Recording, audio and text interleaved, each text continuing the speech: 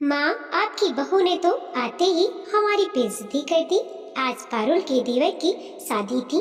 पारुल एक बहू और एक भाभी का फर्ज निभा रही थी, पर भाभी का बेमन से, क्योंकि पारुल को पता था उसके ससुराल में उसकी और उसके पति की क्या औकात है। पारुल का बिल्कुल मन नहीं था कि वह देवर की शादी में कोई भी काम करे, पर दुनिया उसे ही गलत समझती। देवर की बारात निकल चुकी थी। पारुल भी बारात में शामिल थी। बारात को लड़की वालों के शहर पहुंचने में कम से कम 8 घंटे का समय लगता है। पारुल काफी थक भी चुकी थी, तो वह चुपचाप आंखें बंद करके लेट गई और पुरानी बातों को याद करने लगी, जिसे याद करके उसका मन घृणा से भर जाता था। आज से 3 साल पहले पारुल इस घर की बहू बनकर आई थी। पारुल का पति बहुत ही अच्छा था और उसे बहुत मानता था, लेकिन जब वह ससुराल आई तो उसने देखा कि उसकी सास ससुर का स्वभाव बहुत ही बुरा है और उसकी एक शादीशुदा नंद थी, जो कि रिश्ते में तो छोटी थी पर बहुत ही मुंहफट और बदतमीज थी। हालांकि पारुल की शादी तय होने से पूर्व कुछ रिश्तेदार और पड़ोसियों ने पारुल के माता पिता को बताया था कि लड़का तो बहुत ही अच्छा है, पर उसके माता पिता और बहन का स्वभाव बहुत ही बुरा है। बहन तो चलो शादीशुदा है, मिलना ही कितना होगा, और पारुल का देवर भी बहुत शातिर था, लेकिन दिखता नहीं था।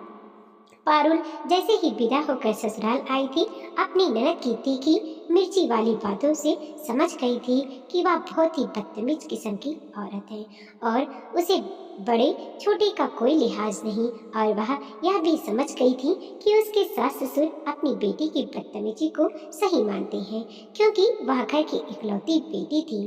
पारुल के माता पिता को लगा था कि चलो शादी कर देते हैं, कौन सा पारुल को ससुराल में रहना है, वह तो अपने पति के साथ चली जाएगी, कुछ दिन तो वह झेल ही सकती है। यह सोचकर पारुल के माता पिता ने उस घर में उसकी शादी कर दी थी, यह जानते हुए भी कि उस घर में सास ससुर भी बहुत ही बुरे स्वभाव के हैं। पारुल को याद आने लगा कैसे उसके ससुराल आते ही उसकी ननद ने उसका सारा सामान खोलकर तितर बितर कर दिया था और उसमें से जो भी मेकअप, बैग्स, पर्स, सूट, साड़ियाँ उसे पसंद आ रही थी, वह सब बाहर रख ले रही थी बिना अपनी भाभी से पूछे। पारुल को यह बहुत अजीब लग रहा था। यहाँ तक कि पारुल के ननद ने अपनी भाभी के 2-4 सोने के जेवर भी रख लिए, जो कि उसके मायके के थे, वह भी भाभी से बिना पूछे। कपड़े और सामान के लिए तो पारुल ने कुछ भी नहीं बोला, लेकिन जेवर का इस तरह से ले लेना पारुल को बहुत बुरा लगा, क्योंकि जेवर माँ बाप कितनी मेहनत से पैसे जमा करके बेटी को देते हैं। इसीलिए अपने जेवरों के लिए पारुल ने मुंह खोल दिया था और बोला था कि दीदी, यह जेवर मत लीजिए, मेरे मम्मी पापा ने बहुत प्यार से मेरे लिए बनवाए हैं। तो ननद ने हंगामा मचा दिया था कि देखो, आज ये विदा होकर आई और देवर तो देखो इस घर की मालकिन बन रही है। ननद का हक होता है, यह इसे पता ही नहीं। पारुल ने बोला, हाँ दीदी, मुझे पता है ननद का हक होता है, इसीलिए तो आपने मुझसे पूछे बिना मेरा सारा सामान खोल दिया, फिर भी मैंने कुछ नहीं बोला। लेकिन यह जेवर मेरे पापा की मेहनत के पैसे का बना हुआ है और यह मैं आपको नहीं दे सकती। आपको जो नेक मेरे मायके से आया है वह अलग ट्राली में पड़ा हुआ है। पारुल का इतना बोलना था कि पारुल की ननद ने बहुत बड़ा बवाल मचा दिया था। उसके साथ साथ नंदोई ने भी आग में घी डालने का काम किया था और अपने सास ससुर से बोलने लगे थे, आपकी बहू ने तो आते ही हमारी बेइज्जती कर दी, अब तो मैं इस घर में कभी नहीं आऊंगा और पता नहीं क्या क्या। इस पर पारुल की सास ने नई नवेली दुल्हन को रूम में आकर बहुत डांट लगाई और बोला, हिम्मत कैसे हुई मेरी बेटी दामाद से बदतमीजी करने की, चलो बाहर, तुरंत माफी मांगो मेरी बेटी दामाद से। पारुल को समझ नहीं आ रहा था कि उसने क्या किया है। उसने अपने पति की ओर देखा। उसके पति को अपनी बहन और बाकी घर वालों का स्वभाव बहुत अच्छे से पता था, इसीलिए वह अपनी माँ से बोला, माँ तुम भी अपनी बेटी को समझा दो, अभी भी खुद को छोटी बच्ची समझती है क्या? उसे इतना भी अकल नहीं है कि किसी का सामान उसे बिना पूछे नहीं लिया जाता। पारुल कोई माफी नहीं मांगेगी। तुम्हारी बेटी दामाद से उसने कोई बदतमीजी नहीं की है और अब वह मेरी धर्म पत्नी है, तो पारुल की इज्जत मेरी इज्जत है और मैं अपनी पत्नी की इज्जत कम नहीं होने दे सकता, वह भी बिना किसी गलती के। और जाकर अपनी बेटी दामाद को समझा दो कि मेरी पत्नी से दूर रहे। अब तो पारुल के पति की बातें सुनकर पूरे घर में हंगामा मच गया। सास, ससुर, देवर, ननद, नंदोई सब एक साथ चिल्लाने लगे कि देखो, आज विदा होकर आई लड़की ने आते ही घर में लड़ाई करवा दी और आज ही आई इस लड़की के लिए बेटा, माँ बाप, भाई बहन, बहनोई सबके खिलाफ हो गया। तो पारुल के पति ने बोला, यह कोई लड़की नहीं, मेरी धर्म पत्नी है, शादी की है मैंने इससे, तो इसके साथ ही तो कुछ गलत मैं नहीं होने दूंगा, चाहे कुछ भी हो जाए। कहकर वह पारुल को अपने रूम में लेकर चला गया और उसके माता पिता, भाई बहन सब देखते रह गए और फिर 2 घंटे तक पारुल पुराण चला। उस दिन के बाद से पारुल और उसके पति की उस घर में कोई इज्जत नहीं रह गई थी। कोई उन्हें कुछ नहीं समझता था, लेकिन इससे पारुल के पति को कोई फर्क नहीं पड़ता था। वह बोलता था, जिसे जो करना है करे, जो गलत है वह गलत है और मैं गलत का साथ नहीं देने वाला, और मैं अपनी पत्नी का साथ क्यों ना दूं। लेकिन इसके साथ ही साथ पारुल के ऊपर बहुत बड़ी मुसीबत भी आ गई थी। अब हर वक्त सास ससुर उसे कुछ न कुछ ताना मारते ही रहते और हर बात पर अब वह अपने पति को बताने नहीं जाती। यदि 1 गिलास पानी भी वह अपनी सास को देती तो उसमें भी 10 कमियां निकाल देती थी। ननद ने तो कभी सीधे मुंह बात भी नहीं की। उसके बाद पारुल के पति का अपनी नौकरी पर वापस जाने का समय आ गया। वह पारुल को लेकर जाना चाहता था, लेकिन उसके सास ने यह बोलकर कि तुरंत नई बहू को ले जाना सही नहीं है, कम से कम 2 महीने यहाँ रहने दो, कहकर पारुल को नहीं जाने दिया और यह 2 महीने पारुल के लिए काल बन गए। पारुल 2 महीने तक वहीं रहेगी, यह सुनकर ननद भी अपनी ससुराल नहीं गई और बोली, मैं भी 2 महीने भाभी के साथ रह लेती हूँ, फिर पता नहीं कब मौका मिले। और पारुल का पति और देवर अपनी नौकरी पर चले गए। अब तो सास, ससुर और ननद ने मिलकर पारुल को बहुत ज्यादा सताना शुरू कर दिया। आप पारुल के ससुराल वालों को पता था कि पारुल का साथ देने वाला यहाँ कोई नहीं, इसीलिए अब उसे वह बुरी तरह से परेशान करने लगे। घर का सारा काम सास और ननद पारुल के सर पर डाल दिए थी और बात बात पर उसे ताना मारती, और यदि पारुल फोन पर किसी से बातें कर रही होती तो उसके ससुर पूरे घर में जोर जोर से चिल्लाते हैं कि पता नहीं किससे बातें करती रहती है, कैसा चरित्र है मेरी बहू का, इतनी बातें भला कौन करता है, फोन के दूसरे साइड कौन है, किससे ने देखा। यह सब सुनकर पारुल के तन बदन में आग लग जाती।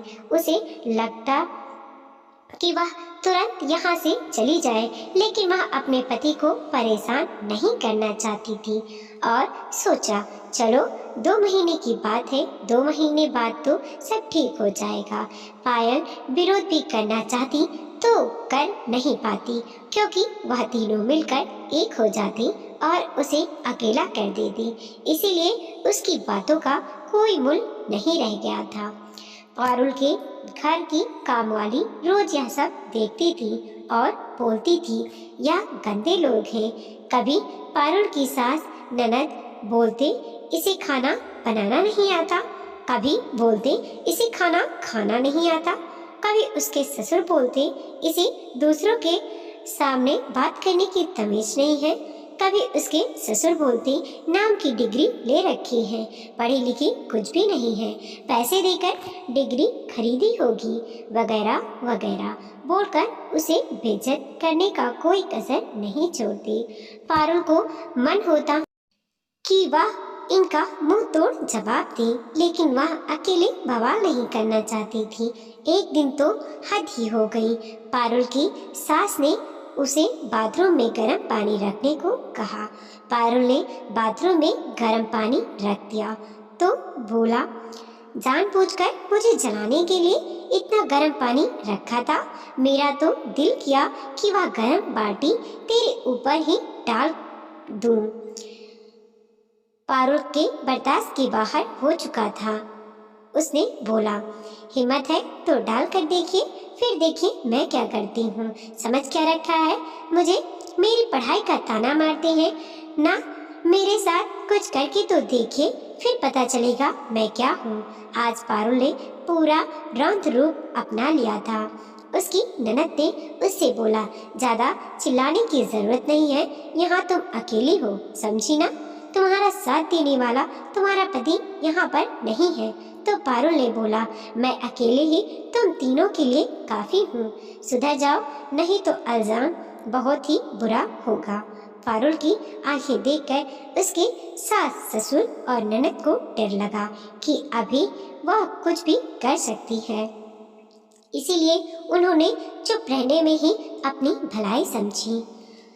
पारुल सीधा अपने रूम में गई और जोर से अपने दरवाजे का बंद कर लिया और सीधा अपने पति को फोन लगाया और बोला, मैं इन लोगों के साथ इस घर में नहीं रह सकती, तुरंत आकर मुझे लेकर जाओ। फोन पर मैं सारी बातें नहीं बता सकती, बस इतना जान लो, तुम्हारे माँ बाप और बहन इंसान नहीं है और मैं उनके साथ नहीं रह सकती, जिंदा नहीं रह पाऊंगी। पारुल के पति को समझ में नहीं आया कि क्या हो गया। वह बोला, चिंता मत करो, मैं कल आता हूँ। अगले ही दिन पारुल का पति आ गया और बोला, मैं पारुल को अपने साथ लेकर जा रहा हूँ। माँ ने बोला, पागल हो गया क्या? मैंने बोला था ना 2 महीने वह यहीं रहेगी। तो उसके पति ने बोला, नहीं, वह मेरी पत्नी है और वह मेरे साथ रहेगी और इसके लिए मुझे किसी की इजाजत की जरूरत नहीं है। और वह पारुल को लेकर वहां से चला गया। इसके बाद एक अनजानी सी दुश्मनी पारुल और उसके सास ससुर और ननद और देवर में हमेशा से बनी रही, जो आज भी कायम है। इसके बाद यदि पारुल और उसके पति 2 दिनों के लिए भी वहां गए तो लोगों ने बातों बातों पर इन दोनों को ताना मारे और बेइज्जती की। 2 दिन भी उनका वहां रुकना मुश्किल कर दिया। उन्हें घर की कोई बातें नहीं बताते थे, किसी फैसले में उन्हें शामिल नहीं करते, पर हाँ, यह उम्मीद जरूर करते थे कि बहू आई है तो सारा घर अपने कंधों पर संभाल ले। पारुल यदि 2 दिनों के लिए भी जाती तो उसके ऊपर सारे घर का काम पड़ जाता है, कोई कुछ नहीं करता। पारुल और उसका पति सिर्फ एक नाम का रिश्ता निभा रहे थे और उसके सास ससुर देवर नंद एक स्वार्थ का रिश्ता निभा रहे थे और किसी को किसी से कोई मतलब नहीं था। साथ ही साथ पारुल के सास ससुर पूरे मोहल्ले में घूम कर पारुल और उसके पति की शिकायतें भी करते थे, लेकिन मोहल्ले वाले पहले से जानते थे कि यह लोग कैसे हैं, तो उन्हें बहुत अच्छे से पता था कि गलती किसकी होगी। इसीलिए पारुल और उसके पति को इससे कोई फर्क नहीं पड़ता था। एक बार तो हद ही हो गई। पारुल माँ बन चुकी थी और अपने 6 महीने के बच्चे को लेकर कोई रस्म निभाने के लिए ससुराल आई। पारुल के ससुराल वाले इतने बेकार थे कि उन्हें यह भी नहीं दिख रहा था कि पारुल का इतना छोटा बच्चा है जिसे माँ की देखभाल की जरूरत है। उन्होंने पारुल के सर पर सारे घर की जिम्मेदारी डाल दी और उसके बच्चे को भी कोई नहीं पकड़ता था। अब वह अपना बच्चा देखे या घर, और बच्चा भूख से रोता था पर उसे दूध पिलाने का वक्त नहीं होता था। उन लोगों को यह भी नहीं दिखता था कि वह बच्चा उनका अपना पोता है, उनका अपना खून है। उनके लिए तो बस अपनी बेटी के बच्चे अपने थे, और उनके अपने दोनों बच्चे, उनकी बेटी और उनका छोटा बेटा जो कि उन्हीं की तरह मक्कार थे, वह उनके अपने थे।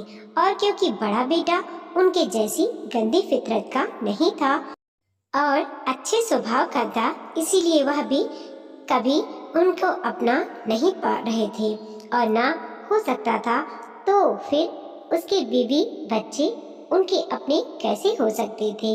अपने बच्चों का ख्याल नहीं रख पाने के कारण पारुल और उसके पति ने तय किया कि वह यहाँ नहीं रहेंगे, चाहे कोई भी रस्म हो, उनके लिए पहले उनका बच्चा जरूरी है। और वह वहाँ से चले गए। पारुल के सास ससुर हंगामा करते रहे पर उन्होंने उनकी एक भी न सुनी और बोले, जब आप लोगों को हमारे बच्चे की कोई कद्र ही नहीं तो उसके लिए रस्म करने से क्या फायदा। हम जा रहे हैं, हमारे लिए हमारा बच्चा पहले जरूरी है। अब तो पारुल के सास ससुर अपनी बहू से और भी ज्यादा नफरत करने लगे। उसके बाद पारुल और उसके पति कभी भी वहाँ नहीं गए। आज 3 साल के बाद वह अपने घर आए थे, वह भी छोटे भाई की शादी में, जो कि उसके माँ बाप ने उन्हें बिना कुछ बताए चोरी छुपे तय कर दी थी, और उन्हें आखिरी के 1 हफ्ते में बताया था कि तुम्हारे छोटे भाई की शादी है। सुनकर बहुत बड़ा झटका लगा था पारुल और उसके पति को कि घर में छोटे बेटे की शादी है और घर के बड़े बेटे और बहू को मेहमानों की तरह बताया जा रहा है। उन्हें कुछ भी पता नहीं लगने दिया गया। पारुल का पति तो वहाँ जाना भी नहीं चाहता था। बोला कि जब मुझे बताया ही नहीं है तो मैं वहाँ क्यों जाऊँ। लेकिन पारुल ने बोला, जाने दो, आज तक कौन सा हमारे साथ उन्होंने अच्छा किया है जो आप करेंगे। हम कौन सा उस परिवार का सदस्य समझा जाता है।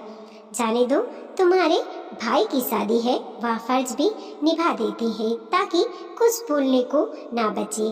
उसके बाद तो मैं भी वहाँ कभी नहीं जाने वाली, क्योंकि वहाँ रहने का कोई मतलब नहीं। भूल जाओ तुम्हारी भी कोई जिंदगी है और उनके नौकर बनकर रहो।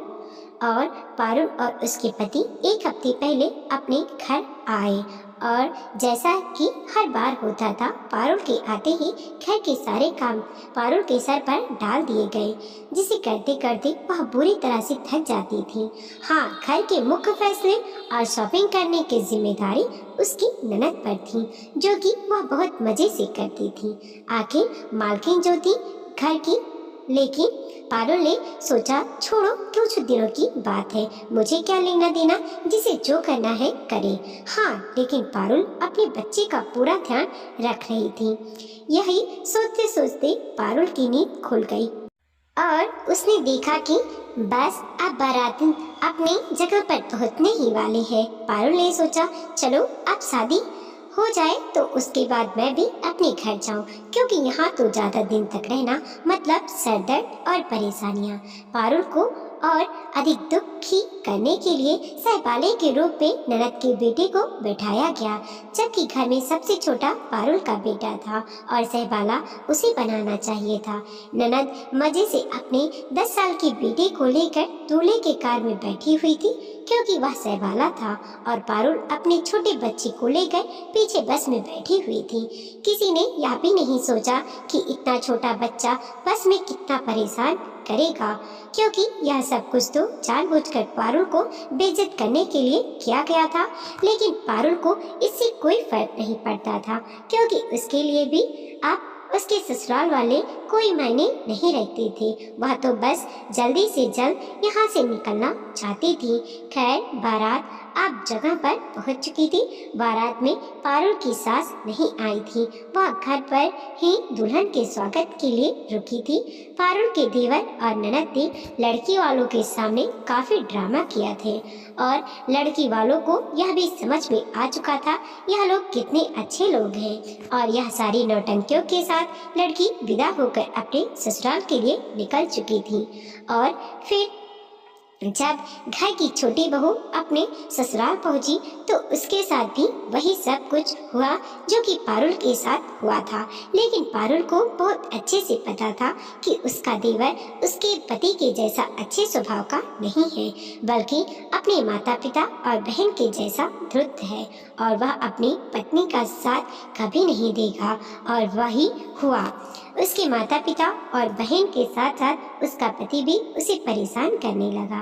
पारुल को आज अपनी देवरानी के ऊपर बहुत तरस आ रहा था। उसे लग रहा था कि उसका साथ देने वाला तो उसका पति हर कदम पर उसके साथ खड़ा था और अब इस बेचारे का क्या होगा। इसका तो पति भी इन्हीं की जैसा है, इसका तो जीवन मुश्किल हो चुका है।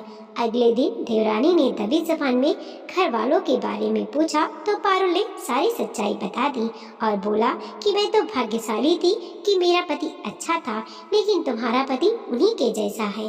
पारुल ने बोला, यही जीवन काटना बहुत मुश्किल है, शायद जब तुम अपने पति के साथ अपनी नौकरी वाली जगह पर चली जाओ तब कुछ शांति मिल जाएगी, क्योंकि इस घर में तो बहू की कोई औकात नहीं है और यदि बहू का साथ उसका पति दे दे तो फिर बेटे की भी कोई औकात नहीं है जैसे मेरे पति की नहीं है, पर तुम्हारे पति की है, क्योंकि वह अपने माँ बाप के साथ हर कुकर्म में शामिल रहता है।